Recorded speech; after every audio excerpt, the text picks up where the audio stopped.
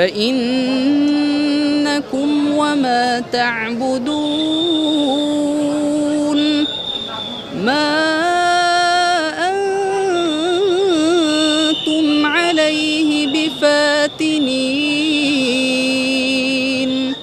সেনেগালের রাজধানী ডাকারে অনুষ্ঠিত 11তম আন্তর্জাতিক হিফজুল কুরআন প্রতিযোগিতায় এই তেলাওয়াতেই মুগ্ধ হয়েছেন বিচারকরা। রোববার সকালে ঢাকা শাহজালাল আন্তর্জাতিক বিমানবন্দরে আবারও শোনা গেল সেই মধুর তেলাওয়াত।